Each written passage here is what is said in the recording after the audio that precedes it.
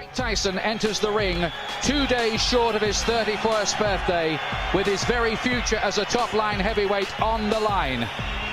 As a young savage of the ring, remember, he terrorized this division. Now, as a newlywed with his fourth child on the way, has the rage inside gone, or are we about to see a rebirth of the old Tyson, a sharper, less complacent Tyson, turning back the clock to wreak revenge? My theory, he says, is destroy or be destroyed. We are about to find out. But I'm sure he's going to have the fury. He only knows one way to fight, and that's to be aggressive, to go out, to try and destroy. And that's exactly what he's going to try and do. I'm sure he's going to be set a furious pace in the early rounds. He wants to reverse everything that happened on November 9th.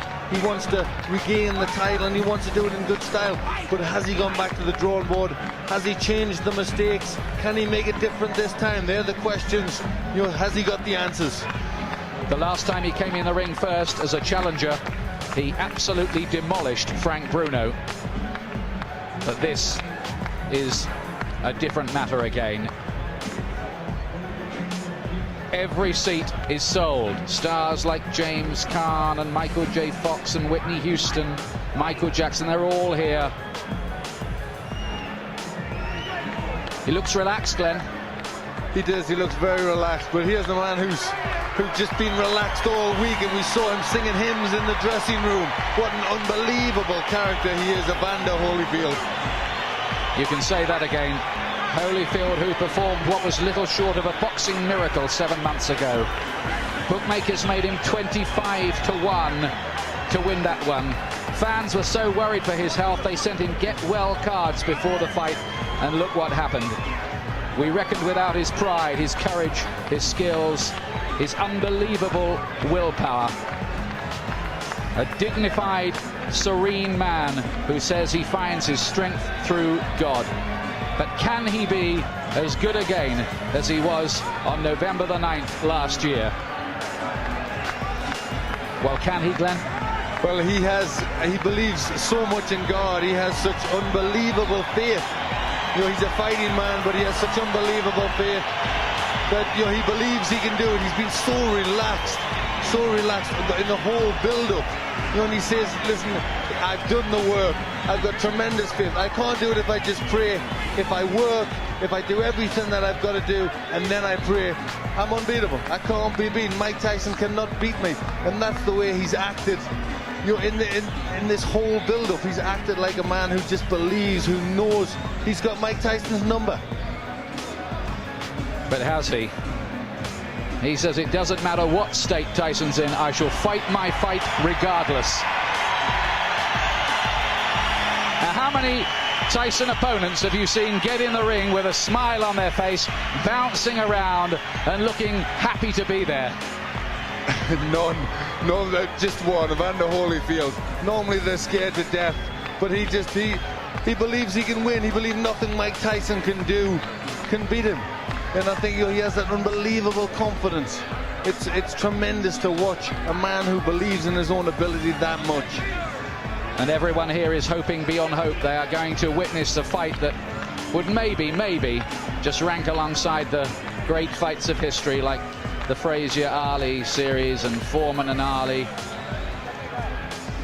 Something that will go down for years to come, and that people will talk about for years to come. The city of entertainment, the MGM Grand in Las Vegas, Nevada. It's time for our main event of the evening, brought to you by Don King Productions and King Vision in association with Showtime Event Television, the MGM Grand and Gold Premium Beer.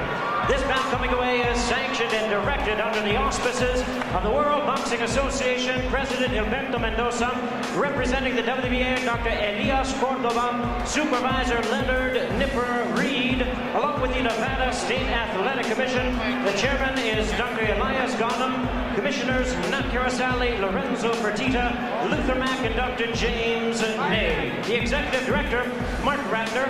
Physicians at ringside, we have Doctors Flip Pomansky, James Game, Al Capana, and Robert Boyd. Timekeepers at the bell, also keeping down to the knockdowns, Jane Broadfoot and James Cavan. And our judges scoring this bout from ringside, who will determine the outcome should we go to a decision. Dwayne Ford, Chuck Jumpa, and Jerry Roth. All right, fans, here we go. The time has come. And now, ladies and gentlemen in attendance and boxing fans joining us around the world, it is showtime! With the WBA Heavyweight Championship of the world scheduled for 12 rounds of boxing. Introducing to you our referee in charge of this bout, the third man in the ring working in this is 96th world title bout, Mills Lane. Presenting to you first, ladies and gentlemen, the challenger on my left, fighting out of the blue corner, entering the ring wearing his traditional black trunks and hailing from Catskill, New York. He weighed in at a ready 218 pounds with a record of 45 wins, 2 losses. He has 39 big wins coming by way of knockout. The youngest man ever to win the heavyweight title. He is looking to exact his revenge and regain his championship tonight. Challenging for his third heavyweight crown, here is the current WBA #1 contender, one of the great powers of heavyweight history, the former undisputed heavyweight champion of the world. Ladies and gentlemen, introducing Iron Mike Tyson.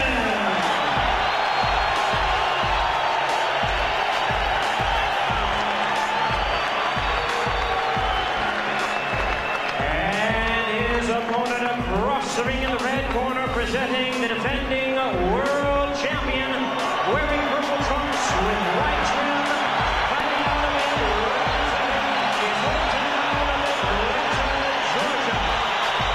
He weighed in the same weight as his opponent, 218 pounds, with a record of 33 wins, 3 losses. He has 24 wins coming by way of knockout. Please welcome only the second man in history to have captured the heavyweight crown 3 times, the former undisputed cruiserweight world champion, the former undisputed heavyweight world champion. Ladies and gentlemen, here is boxing's warrior spirit, the current WBA heavyweight champion of the world, introducing Evander, the real deal.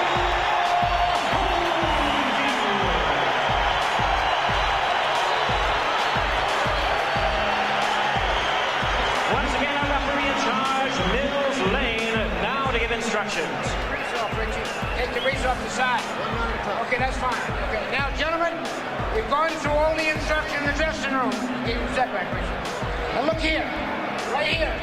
If he goes right here, I'm not going to call it low, okay? If he goes right here, I'm not going to call it low. Now, I expect a tough, clean fight. Protect yourself at all times.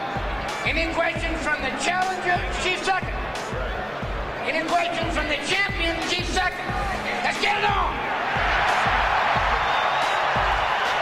What an atmosphere we have here. Is it repeat for Holyfield or revenge for Tyson? Can Holyfield be as good again? Can Tyson reignite the old flames?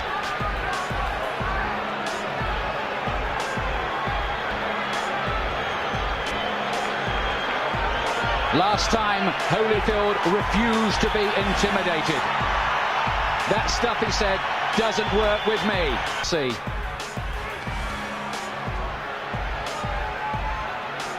And from early on in the first contest, Holyfield sent out the message to Tyson that he wasn't going to be dominated.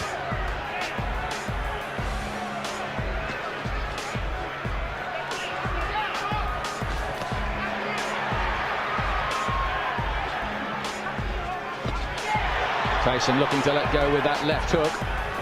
Are we going to see Tyson get off with the old 4-punch combinations that were a feature of his work in his heyday?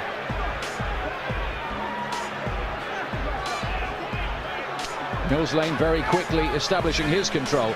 I think that's something he's got to do. He doesn't want it to tangle. He doesn't want them to get too involved and be a physical fight. He wants to get them to break cleanly straight from the off. There was a lot of holding and spoiling in the first fight in the early rounds anyway. And that was how Holyfield managed to just foil a lot of Tyson's work. And then he dominated on the outside. In that first fight, Holyfield seemed to be armor-plated against Tyson's power.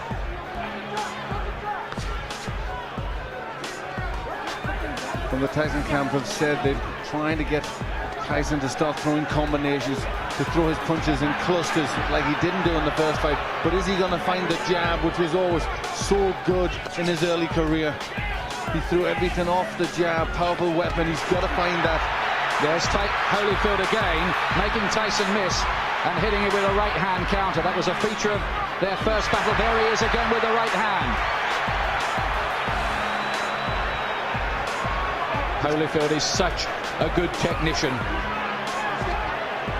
It's very early stages, but Holyfield looks very physically strong. He looks more intent to take the fight to Tyson. Holyfield says his motivation is to make sure everyone knows that the first result was no fluke. Gets in with two good punches to the head. Tyson has got his gloves held pretty high. I'm not sure they landed flush. But the more positive start has come from Evander Holyfield. But he's really taking the fight to Tyson. Is he overconfident? Is he going to walk onto something? That is always the danger when you're talking about Tyson's mega power. If it was a popularity contest in here, in any case, Holyfield would have already won. Massive chants ringing around the arena for him, and they can hardly hear the bell that goes to end the first round, which I believe Holyfield did enough to win. Yes, that was his round. He was pushing Tyson back.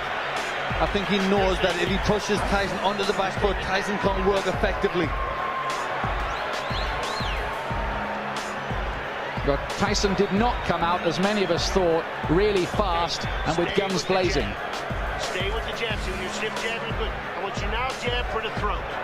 Jabbing for the throat. You're moving good. Keep off the center. Keep moving and punch. You got to punch. Don't wait on it. The voice of Richie Giacchetti, who's back in the Tyson corner. And he was asking him to jab. That's what he has to do. Tell him to jab for the throw, which really hurts an opponent. They can't do anything when they're winded with a punch like that. You just wonder what mental scars have been left in Tyson's mind from the first battle. It was a good shot Holyfield landed in that first round. Here's round two. It's due, of course, to go 12 rounds.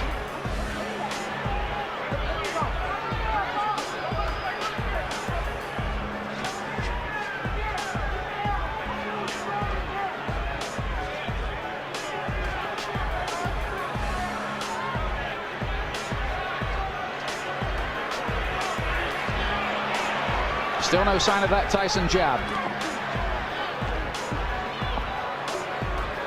Tyson already complaining a little bit to the referee there. Cut has opened already. He's got a cut. This time it's by the right eye. There was a clash of heads there. Now then, does the referee see that as an accidental or deliberate clash of heads? That's what we need to know. It has to go 4 completed rounds under the rules. Otherwise it could possibly be declared a no contest.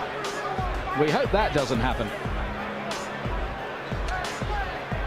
Tyson dabs away at the cut. He was cut, remember, in training for this fight. He was cut in the first battle between these two. And you'd think this is where doubts are going to come into Tyson's mind. He hasn't started that well already. He's got a cut. And again, he's looking at the referee and complaining. But this is interesting because, of course, the Tyson camp protested about the original choice of referee Mitch Halpin. And Tyson now wants some help from Mills Lane, but is he giving distress signals out? Well, it looks to be, but very interesting that Tyson has been bullied in there. Holyfield really taking the fight to him. Some damage by that right eye, but Tyson, he did get in with a right hand.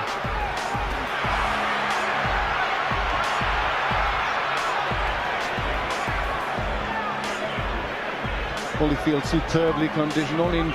He's got 3 gears: hard, harder, and hardest, they say, and that's the way he'll fight. This is a man, remember, who fought for 13 years for nothing, Evander Holyfield. Never mind, he's got $150 million out of this business in his bank account. He relishes the battle. He has amazing will, and he's taken control early here against Tyson, who so far has looked flat and distressed. It's getting rough in there. Mills Lane just taking the time out, having a talk to him. They were starting to wrestle and pull about in there. There's Tyson using his jab.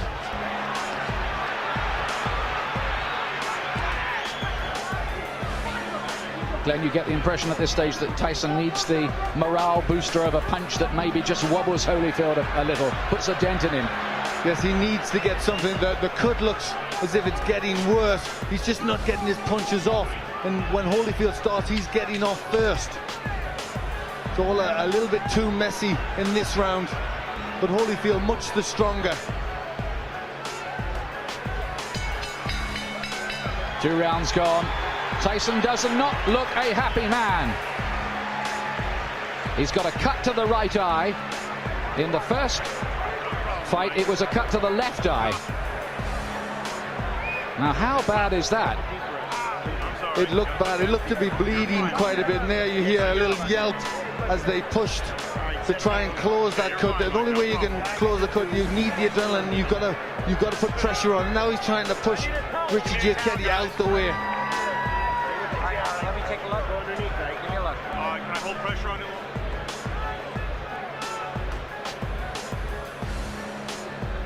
You can see Tyson now shouting to the referees, not happy. He feels that Holyfield butted him.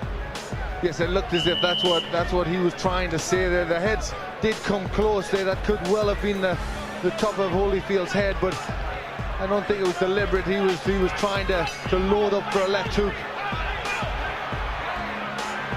The situation here is if the fight has to be stopped because of that cut and it's deemed accidental before 4 rounds, it will be a technical draw or no contest. After that, they go to the scorecards. Now, Tyson goes for it at the beginning of round 3. Listen to the crowd. Suddenly, Tyson catches fire.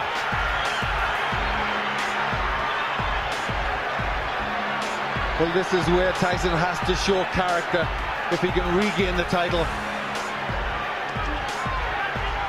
He's coming out full of aggression in this round, but what answers has Holyfield got? Can Tyson sustain that aggression, though?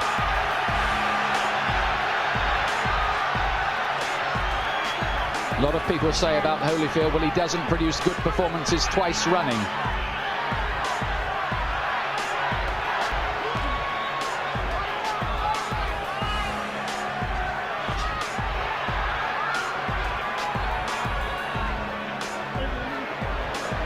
Again, a little bit of rough stuff inside. Tyson just trying to use the forearm there, pushing Holyfield off with the forearm.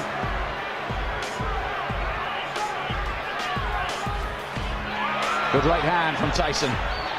He's done better in this 3rd round. Is he just beginning to warm to the task a little more? Holyfield says Tyson had better hope that he can produce a better performance because he knows the last one wasn't good enough against me. Look at that from Holyfield. That was good, mixing it up well there. In the first fight, he threw good body punches, Holyfield, that landed. Right hand from Tyson, looked a great shot, but Holyfield just sucked it up again. This man, whose wife is a specialist in pain management. But this has been a much better round for Tyson. He's getting off first, he's landed with effective punches. Now what is the referee going to do about that? 1 point deduction for Tyson. 1 point deducted from Mike Tyson. for biting Holyfield's ear. Now let's take a look again. Yes, it's just here. He gets into the position there. Watch. You see he stays there. There he bites him there. You see him lift his teeth. And Holyfield in agony at that point, trying to rip free. In an awful lot of pain. Well, this is getting like a street fight.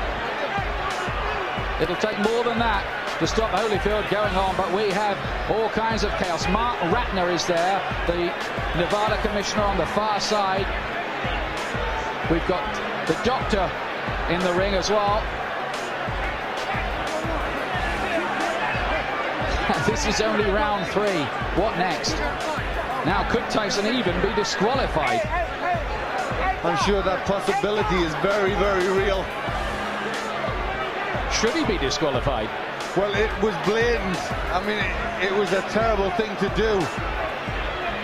And there was an awful lot of blood there. It looked a really bad injury. Well, after all the build-up this fight has had and all the money it's generating around the world, it would take a brave referee to end it by disqualification at this point. But we've had a long, long break here and a lot of discussion going on. But I think the fight is going to continue. Well, this is where Holyfield will need that pain management that his wife is a Tyson, really.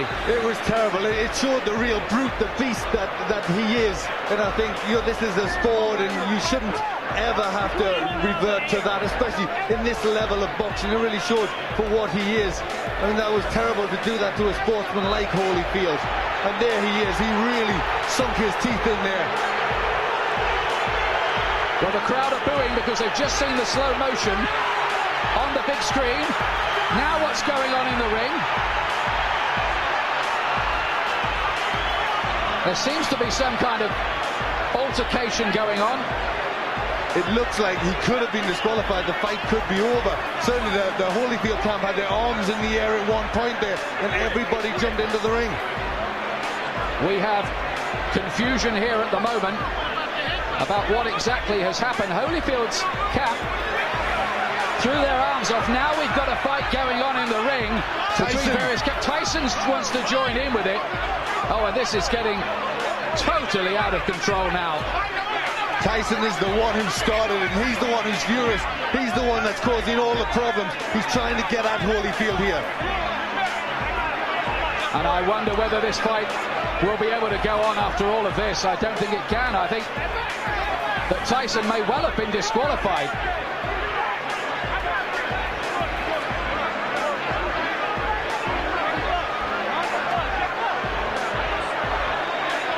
These are sad and ugly scenes.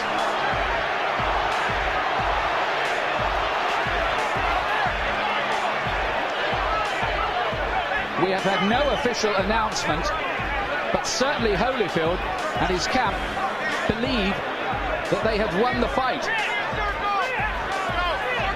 We await clarification.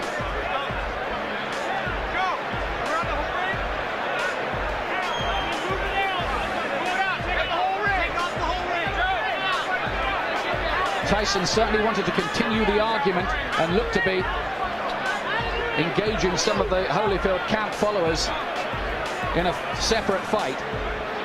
Because he was the one, he was trying to get at Holyfield at that point, and I think there was people trying to stop him, and it all broke loose. But he was the one that was out of control. Look at the injury, Ian. That's a terrible injury to the ear. Well, it looks like a bit of the ear has been absolutely bitten off, doesn't it? It does. It looks like he's took a chunk out there. And there he took a second bite, as I thought. He bared his teeth again, and I think for that second bite, Mills Lane has been left with no alternative but to disqualify Mike Tyson. Although we await an official announcement. But if we look at the injury to Tyson, he's got a terrible cut on his right eye, which, you know, I don't think he'd have went on too long after that. I think that maybe have been the panic setting in to Tyson, knowing he's on the verge of defeat. Well, now there are microphones going on in the ring. Well, the fans who've paid up to $1,500 and some of them more on the black market to see this have seen a very sorry spectacle. It is over. Holyfield is leaving the ring. Well, the first fight was a classic. The second fight we were so excited about, but it has ended in the most controversial, sad and sorry circumstances. Nobody's been disqualified in a heavyweight title fight for more than 50 years.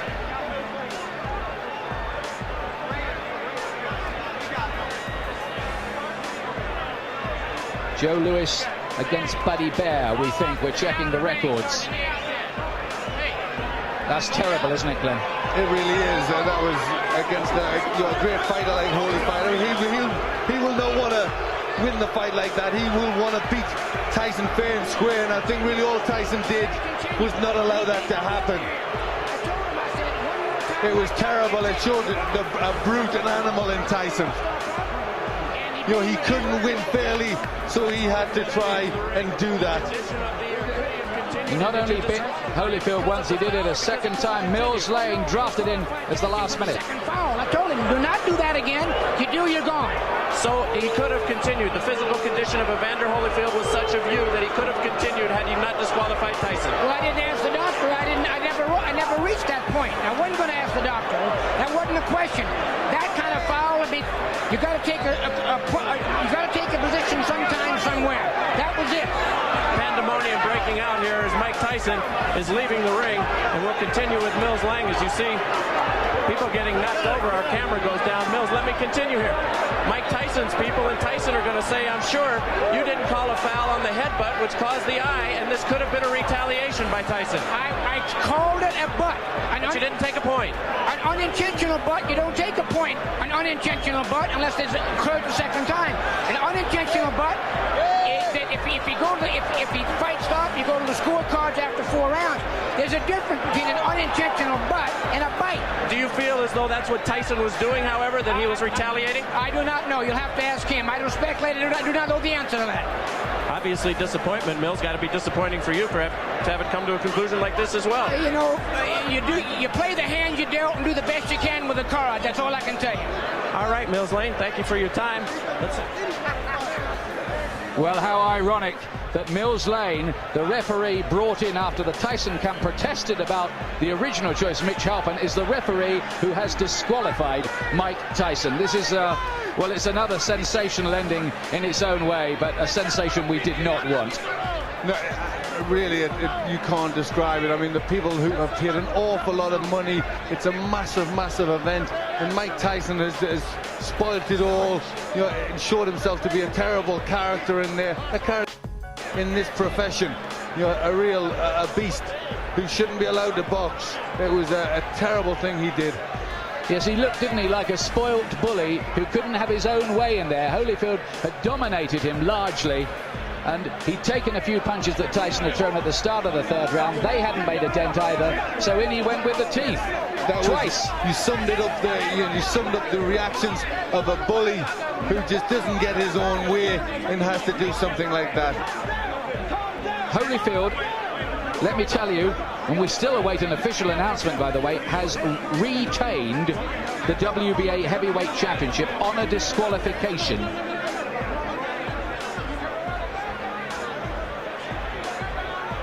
In an amazing third round.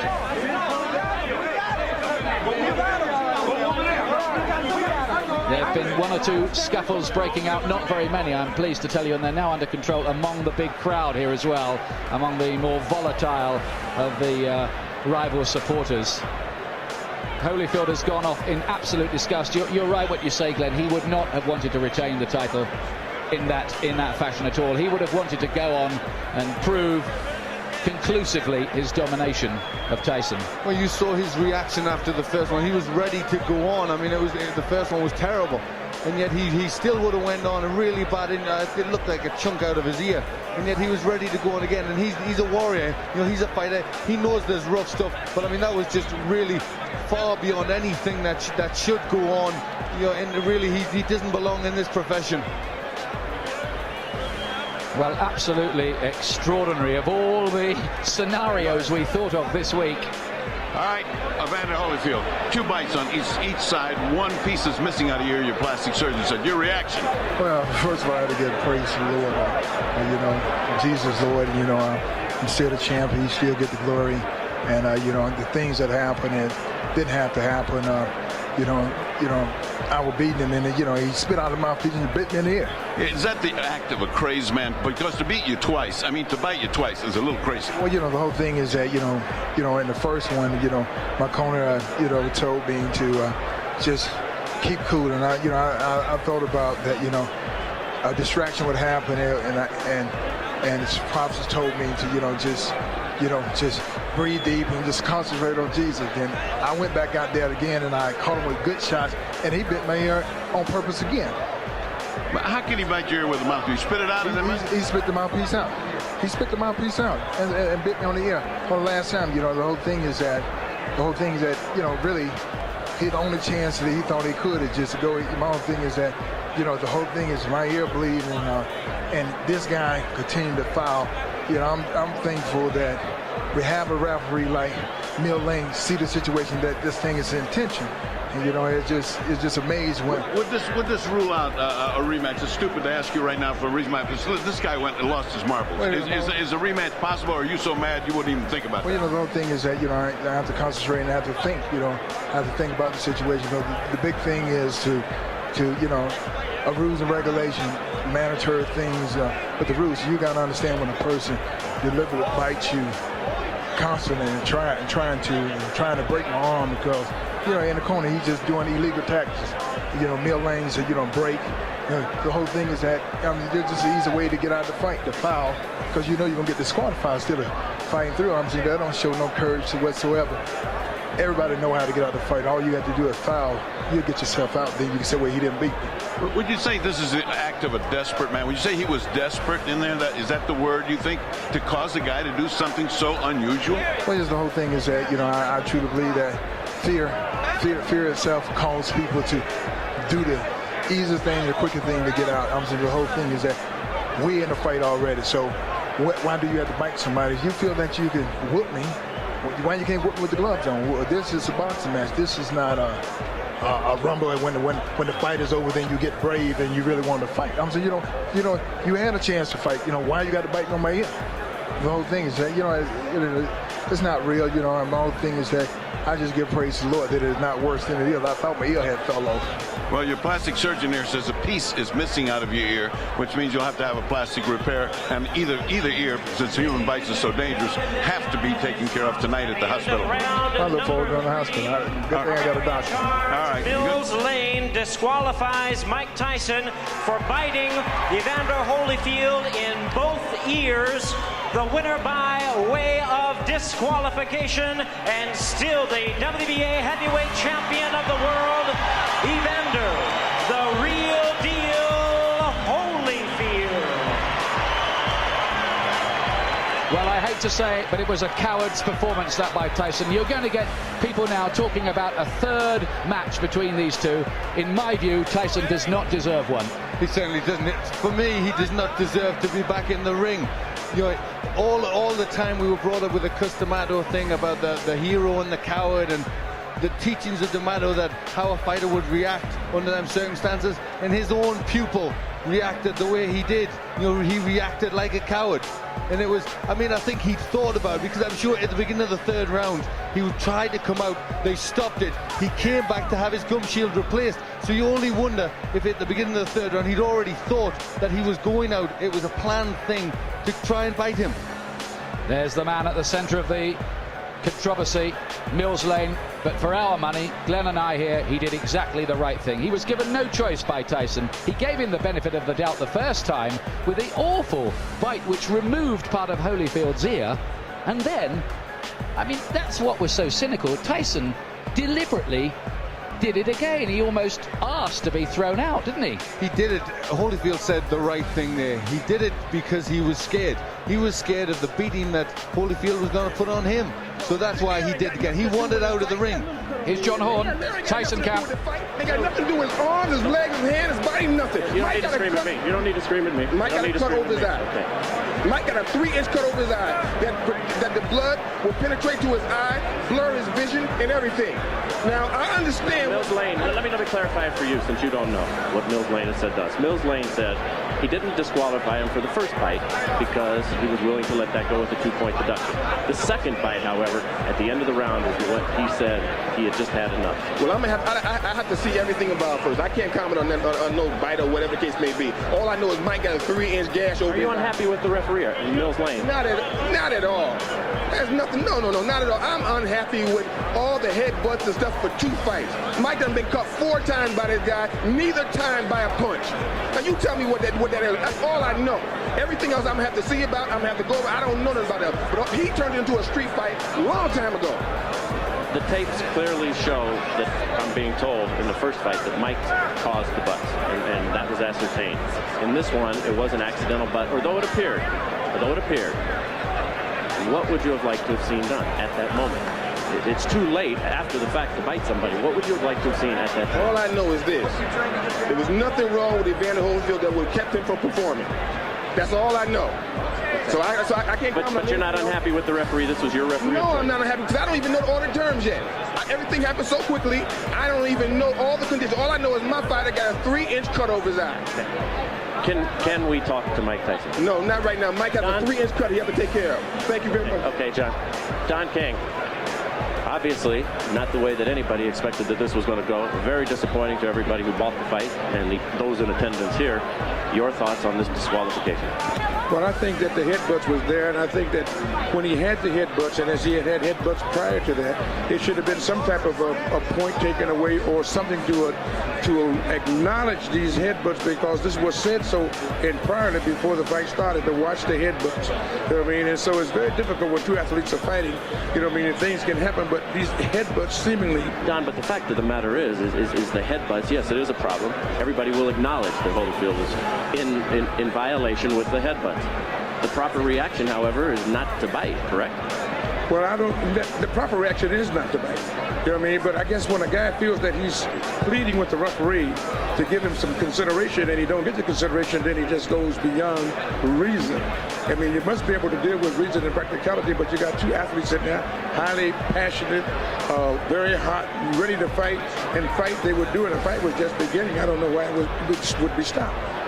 Well, because Holyfield, it was determined by Mills Lane. Well, let me stop you right there before we go on to that. You're saying Mills Lane should not have stopped the fight on the second fight? No, when Holyfield got bitten, Mills Lane said he took a point from Mike Tyson. Then a second point. And whatever the second point. And then at the end of the round, Mills Lane has said that Tyson bit him on the other ear, which in this instance I believe would be the left ear. 2 bites on the ear. I didn't see it, so I can't comment on that. That's why he disqualified. Well, I don't know. I'd have to see that before I make any comments. I don't want to be irrational. Okay. Let's move on. Where does this leave Mike Tyson in his career, and will there be a third bout between these two, and do you think you could ever put anything like that together? Well, I want to find out first the facts, and then after you find out the facts, you see what you can do. I think that when a fighter like Mike Tyson or Holyfield find that they're being wrong and they're not getting the consideration that they think they should have, then they try to take it in their own hands, and that's not always the right thing to do. But nevertheless, that's what's been done when you have people out there that's in this type of atmosphere and climate, and it looked like they were just beginning to fight. Could you ever, do you feel, convince Holyfield to take this fight against him? I don't know. I don't know whether I can or not until we find out what all of the evidence is and find out what is happening, what actually happened. You know what I mean? I'm just like a fan as anyone else at this particular time. It'd be a terrible disappointment if there wasn't another, correct? Yeah, it certainly would be, because these guys certainly have proved that they're 2 good athletes, but they got to be able to fight, and they want to fight, and it looked like that's what they were doing. I didn't know. I thought after the points was taken, that was the punishment meted out for whatever the error was in Mike Tyson. What happened after that, I don't know, because when he sat down, the bell rang, he went to the corners, I thought they was coming back out to fight, and all of a sudden it was the DQ. I know you don't make this decision, but should these fighters be paid for this evening's work? There's some $60-some-odd million who went out tonight, out of your pocket. yes, that should be paid. They came and they fought. You know what I mean? Boxing is unpredictable. You don't know what's going to happen in a boxing match. That's what makes it so great. But the fact of the matter is, well, I think we should first try to find out what happened before we start making judgment. What do you say to the folks who bought the fight, who are terribly disappointed who are watching this right now? I'm disappointed myself because of the outcome. I want to see this fight go to the finale. You know what I mean? It was the Sound and the Fury. It was something that everybody purported and recognized as going to be a great event.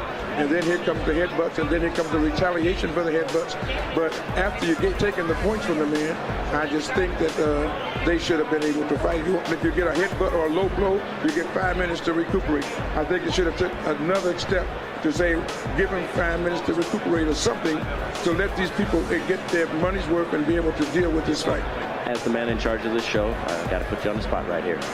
What will you do in the upcoming moments to make sure that we have a word with Mike Tyson before we leave the air? Well, I'm going to do everything I can to talk to Mike Tyson, to let Mike Tyson tell his side of the story. I think it's only fair and proper that he should do that, and I would do everything I can to get him to do that. Also, would like to get to talk to the commission and find out what their judgment is on a situation of this type.